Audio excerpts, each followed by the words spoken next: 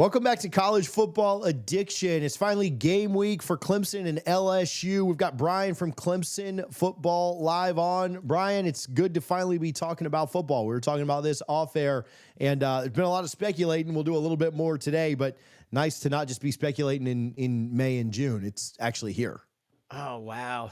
That is such a rough patch.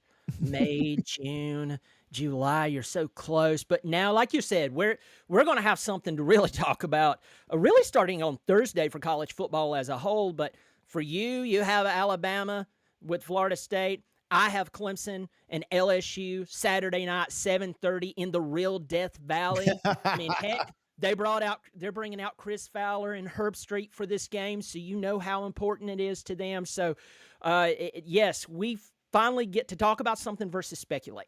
Yeah.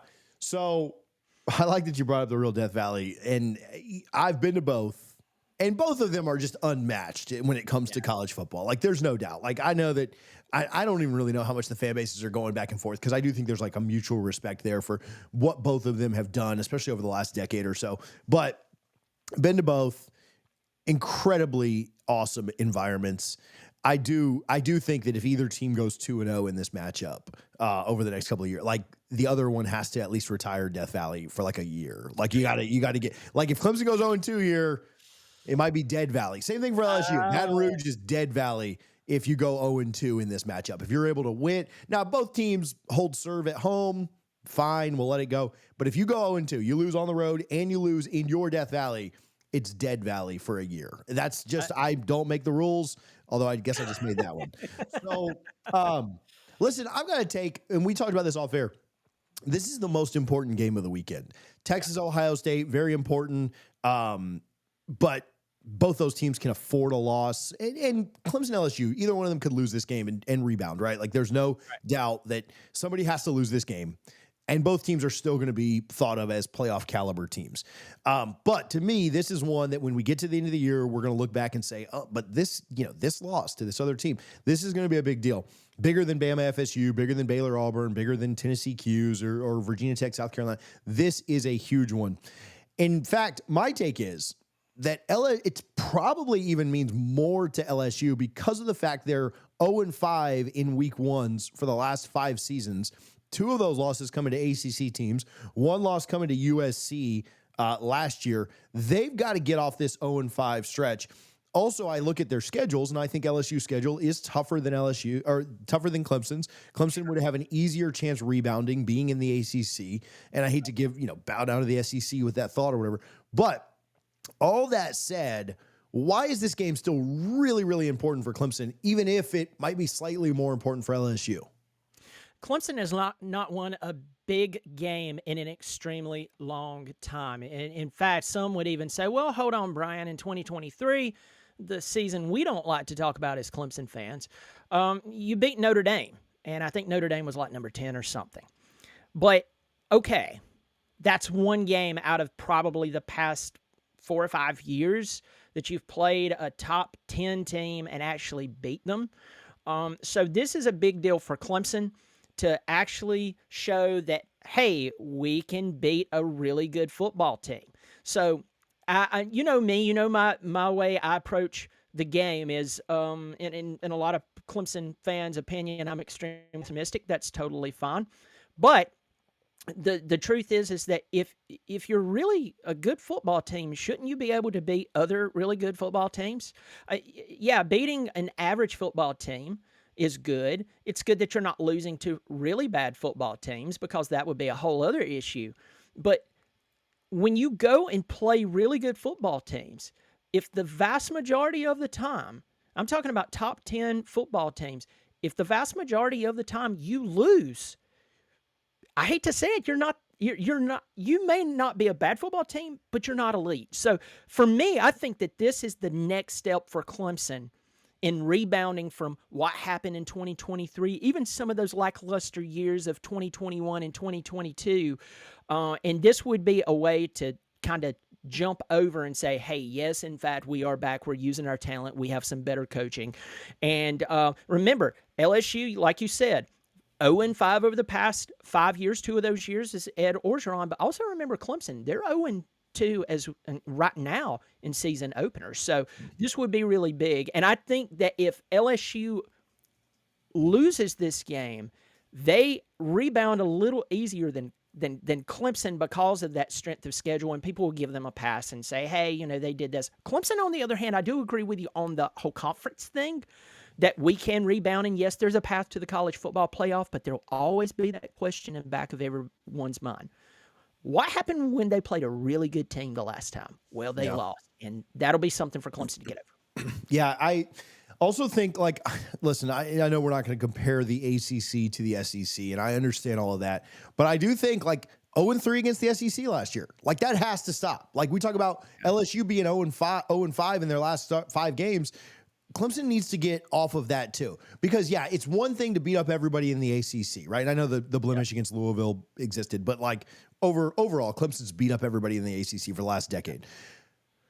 They got to stop losing to the SEC opponents, right? And eventually they did that a few years ago. They finally overcame Bama, right, in that matchup year after year. Yep. But I do think that that's important too. They can't, because the perception of Clemson will be, if they lose this game, they're good. Yeah, they're good in the ACC, but they're not SEC good. They're not national championship good. And everyone's mindset about Clemson, you know how it is. We'll have a week 1 overreaction. Clemson will lose this game by 3, and both teams play really well. All this stuff.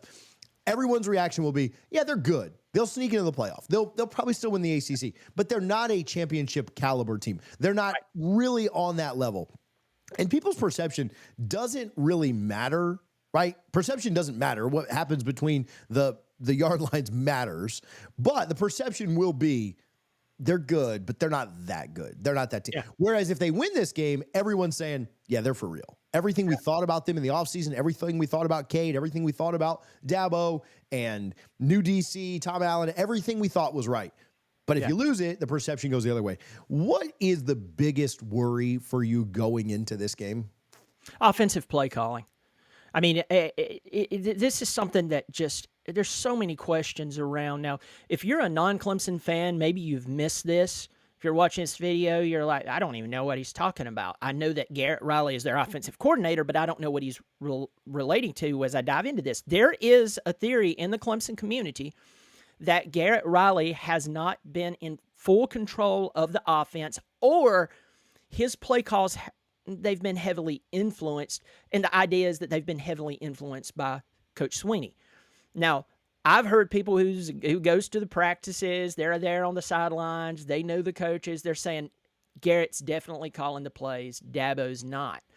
But the question is he influencing it? And we saw last year, let's go back to last year. Last year's a really weird year because you're coming off of that 9-4 season, the first non-10 win season in forever at Clemson, which, I mean, that's credit to Dabo. But last year, we won 10 games. We won the ACC championship. And we went to the college football playoff. But it was a really lackluster year. It really was. You open up with Georgia, you lose 31-3. It's 6-0 at halftime. What happened in that game? Well, the offensive play calling was really, it was almost like it was too conservative, too scared. Georgia comes out in the second half and just opens up a can. Clemson, on the other hand, they were very conservative.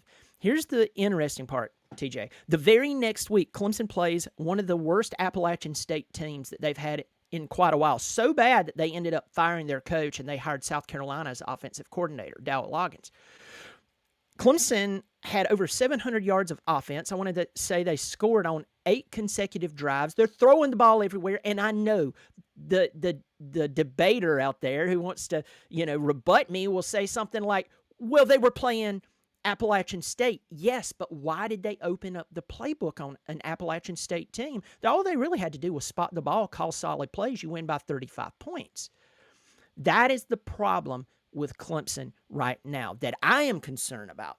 Will our offense open up against a worthwhile opponent? Because when they play a big-time team, it's like all of a sudden we start playing this game of we can't do that, we can't do this, we can't try that.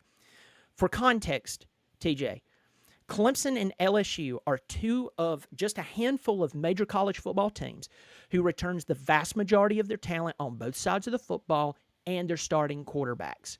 So when you come into this game, it's going to level the playing field to where it comes down to coaching.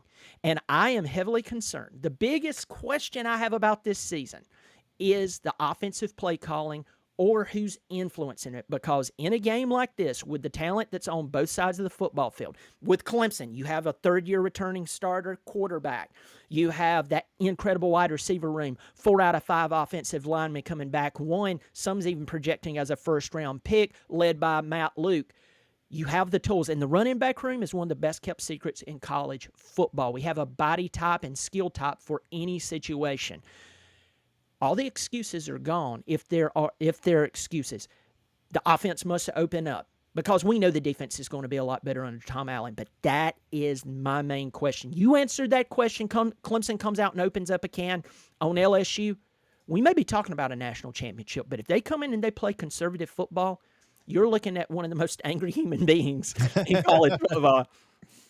I think you're, so Clemson Football Live, it'll be must-see one way or another after the game on Saturday night. Hopefully, I mean, I'm sure you'll stay up late, so hopefully we get a late-night version of it. I may tune in before I even do anything. So, on the defense, and I've got a lot of confidence in the offense, too, if they open it up, right? Because all the pieces are there. All the talent's there. And LSU rebuilding their defense, there's a lot of talent there, but their defense at times last year just not great, right?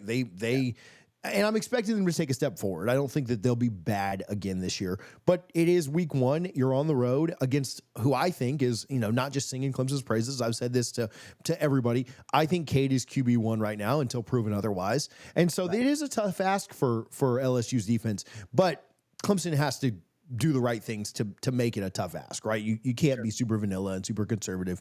Take your shots at home.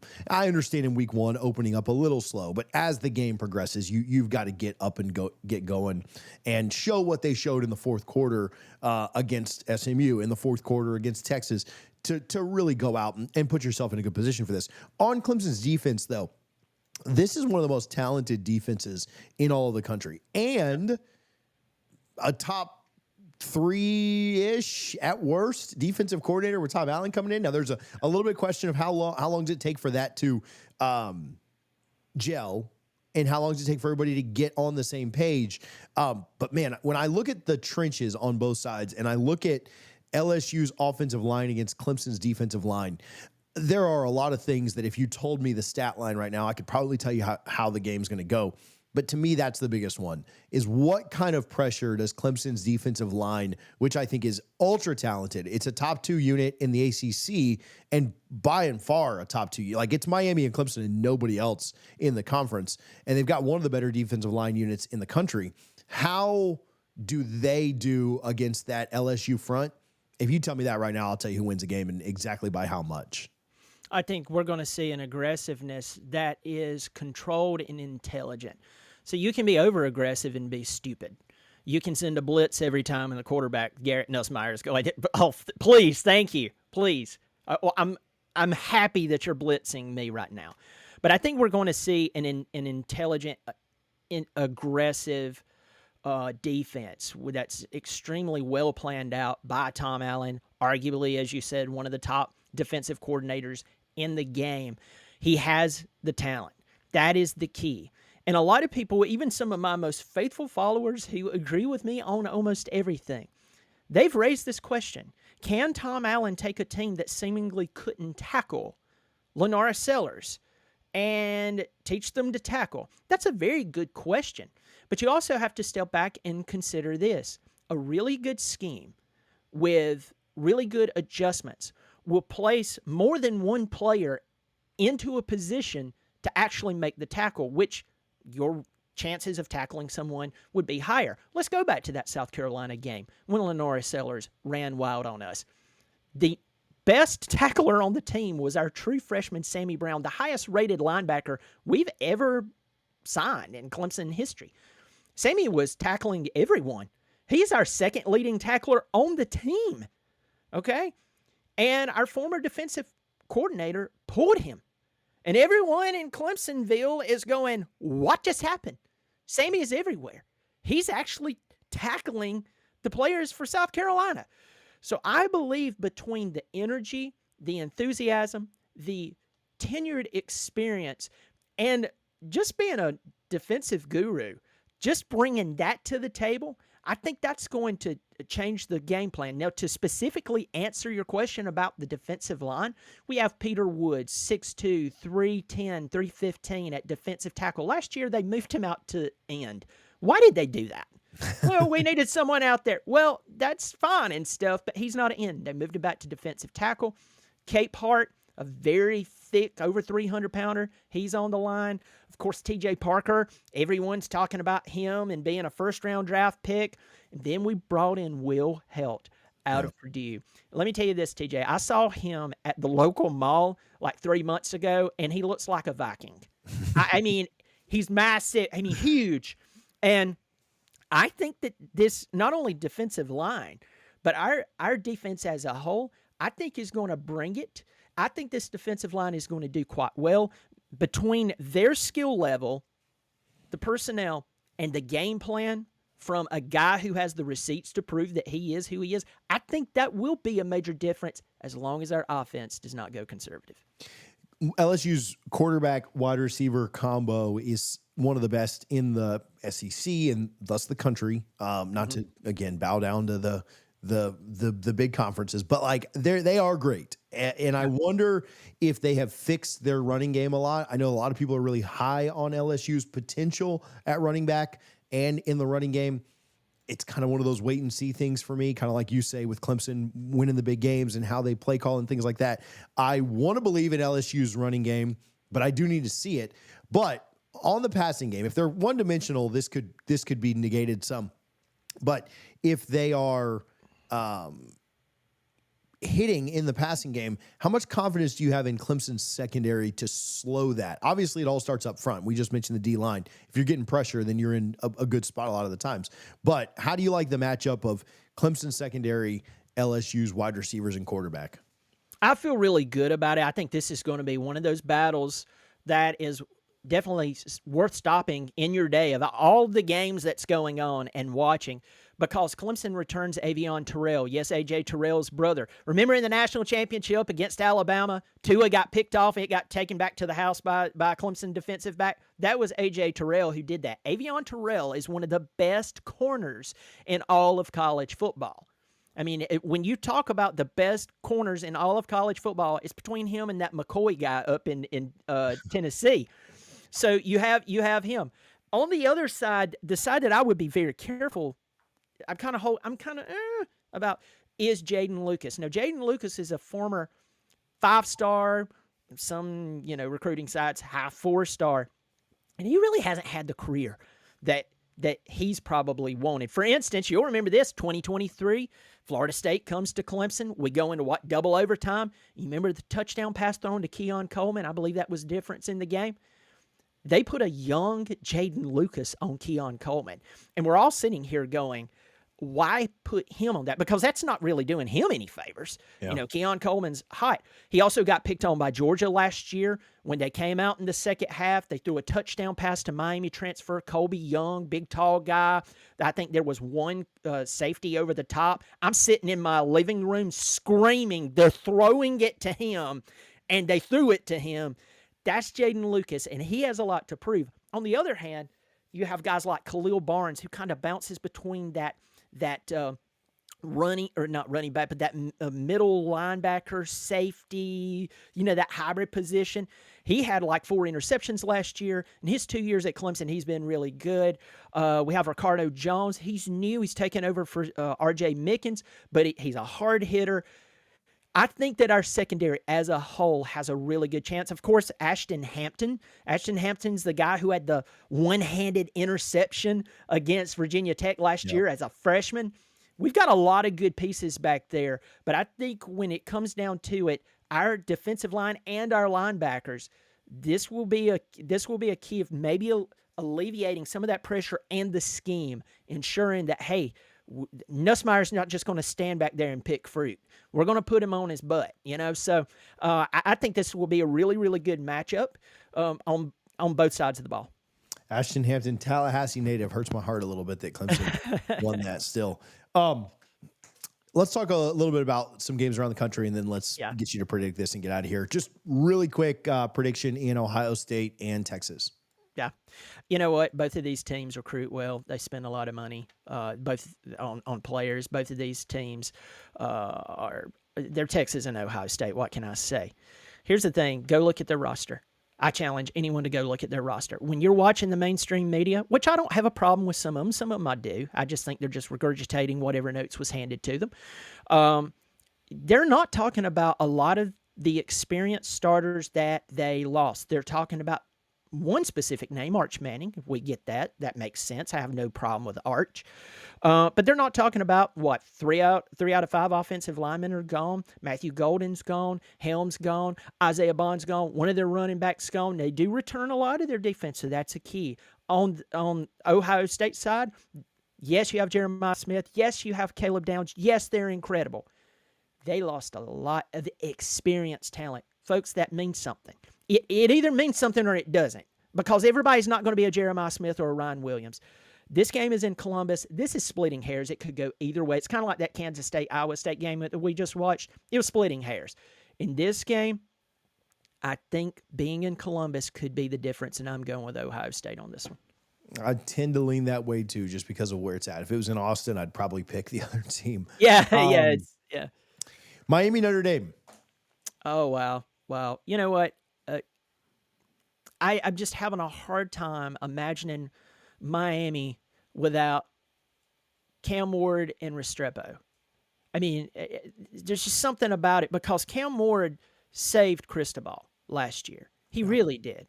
I'm not saying that Cristobal is a bad coach, but I just don't think I just don't see him up to this point getting them over that hump that Miami wants to return to. You know, you and I, especially you, remember the 0-1 team. You know, that's etched in history. I just don't see them returning there. Beck is different, and I have questions about Beck off the field, you know? Let's go to Notre Dame sideline. Marcus Freeman is finding a way. He is finding a way. I may have to eat my words, but I'm going with the Notre Dame Fighting Irish. It hurts my heart, but I'm leaning Miami in this one. Not with a lot of confidence. Yeah. I think I like them playing at home, and I'm not as big of a Beck doubter as a lot of people, and I do think the off the field stuff is legitimate. But if Notre Dame wins, though, Marcus Freeman can coach circles around anybody. And listen, this isn't like a massive shot at Cristobal, but I think he could coach circles around Cristobal with his eyes closed. That would be the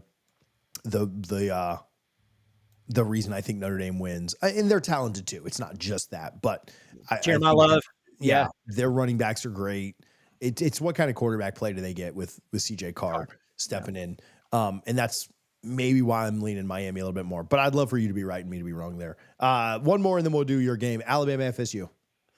Alabama FSU, I tell you, man, I still see Bobby Bowden in that hat, hat on the sideline. And what would this be like to have the 99 Florida State team versus, you know, a really good Nick Saban led Alabama team? But it's not.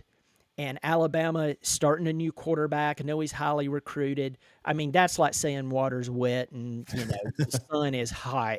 They still have a lot of recruits. I obviously, y'all coming off y'all's year, what would be a win for me if I'm a Florida State fan is Florida State comes out, they make this a game. And Malzahn, I'm telling you, in games like this, Malzahn is the man. He is the man. And I think with Norvell challenging him even in the smaller games where that's where he tends to get himself in trouble. He's like, man, we beat a top 5 team last week. I don't have to worry about this 5-6 team, and the 5-6 team would beat Malzahn. Yeah. And you're like, what just happened? The key for me is just keeping it close, taking advantage of anything that Alabama may be deficient at, but I just think that it's too early with this new coaching staff of Florida State. It's too close to this season you just came off of. And I think that Alabama still has a lot of remnants, whether they realize it or not, and they probably do, of Nick Saban still hanging around because he gets in your head. So, yes, you're under a new coaching staff, and it's getting in your head too, but there's still a lot of Nick Saban in the DNA of that team, and I think that will be the difference. 2 years from now, 2 years from now, if DeBoer is still there, and I don't mean that bad, but you know what I'm saying, we may be talking a different game. Bye, see Bama. I lean your way too. Yeah, I think it'll be a tough, not impossible, but a tough road for FSU this weekend. Hopefully, we're both wrong on that one. All right, Clemson LSU, 7:30 on Saturday night. Give me your score. Oh my God, I haven't even done preview on my own channel. I know people keep asking me FSU Bama scores. I'm like, I don't know, man. I do that on Wednesday, but I've been lying to them and just coming up with something. Let me give you this. We talked about Clemson losing this game and their perception. I'm going to tell you this. I love Clemson. Grew up in that area. I've talked about this at nauseam. Other people's like, just shut up and get to the point. Here's the point. I love the team, but perception out of this game is a very big deal. The only way that Clemson can lose this game and everything be okay, I didn't say like it, but be okay, is if the way they lose it is like very close, and then LSU goes on and has this incredible season. Yeah. If they go on and have an incredible season, and then Clemson loses, let's say, by a touchdown or less, they go out, run the table, and both teams show that they're legitimate college football playoff teams, not this Indiana stuff, not this SMU team that kind of got in because they really didn't play anybody, and when they did, they lost. And now they're in Happy Valley getting their head ripped off by our now new defensive coordinator. No, I'm talking about legitimate football teams that can win a national championship. That would be the only way that it's okay. But I'm going to tell you this, man. If Clemson comes in conservative, I am going to lose my mind. So I will tell you that I am leaning Clemson in this game heavily. Why? Because I got this and all this garb around me. It's because and a lot of LSU fans have been going head-to-head with me on that. That's totally fine. They should take up for their coach. Brian Kelly is not a bad football coach. He's won a lot of ball games. He's been to a lot of big games, but here's the problem. In a lot of the big games against really good football teams, he hasn't done it. He hasn't won the majority of them. He has lost. He's coming into a big football game. And LSU has all of this talent. But to quote the old ball coach, Steve Spurrier, you can have a bunch of good players and still not win. And he said LSU should know that. So I'm saying this here. The big thing for me is Brian Kelly. My question with our coaching on the offensive side, I also have that with Brian Kelly. Yeah. Maybe that is the equalizer. Maybe that is the difference. Because as I said earlier, when you bring two teams in that has a lot of talent, everybody's playing on a level field.